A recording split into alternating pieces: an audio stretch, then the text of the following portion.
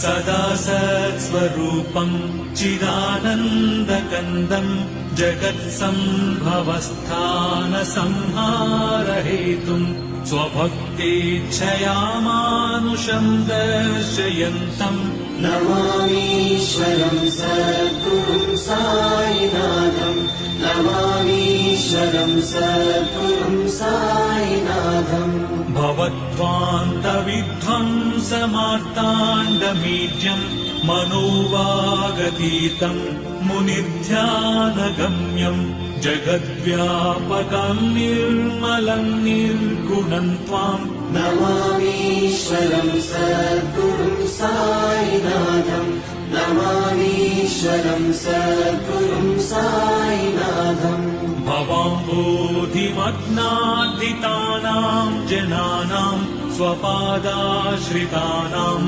स्वभक्तिप्रियाणाम् समुद्धारणार्थम् कलौ सम्भवन्तम् नमामीश्वरम् सद्गुरुम् साईनाथम् नमामीश्वरम् सद्गुरुम् साईनाथम् सदा कल्पवृक्षस्य तस्याधिमूले भवद्भावबुद्ध्या सपर्यादिसेवाम्